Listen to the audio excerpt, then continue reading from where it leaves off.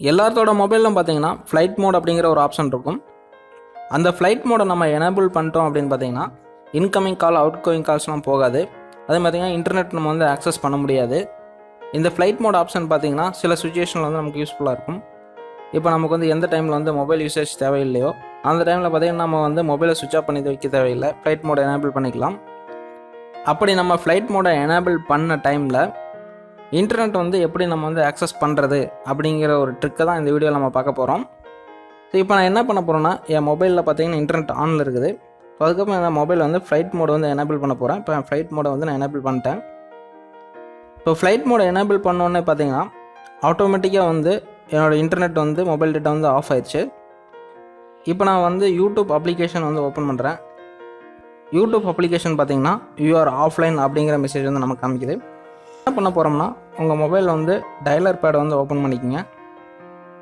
Open பண்ணிட்டு ***4636#** அப்படின்னு கொடுங்க.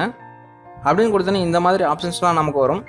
இதில் வந்து ஃபோன் இன்ஃபர்மேஷன் 1 அப்படின்னா சிம் 1 அப்படின்னா ஃபோன் இன்ஃபர்மேஷன் 1 செலக்ட் பண்ணுங்கள். அப்படி இல்லைனா ஃபோன் இன்ஃபர்மேஷன் 2 செலக்ட் பண்ணுங்கள்.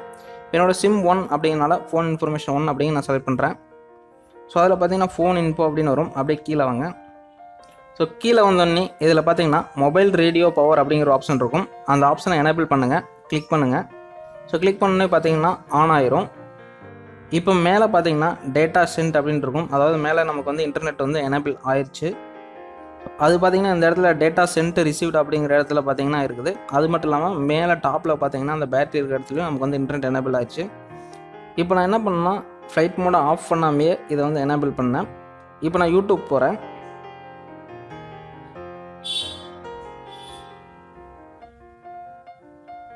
இப்போ பார்த்தீங்கன்னா நமக்கு இன்டர்நெட் கனெக்ட் ஆகி யூடியூப்பில் வீடியோ எல்லாமே பார்த்தீங்கன்னா லோட் ஆகுது. இந்த ட்ரிக்கை பயன்படுத்தி நீங்களும் பார்த்தீங்கன்னா ஃப்ளைட் மோடை எனேபிள் பண்ணியிருக்க டைமில் இன்டர்நெட் வந்து ஆக்சஸ் பண்ணிக்கலாம்.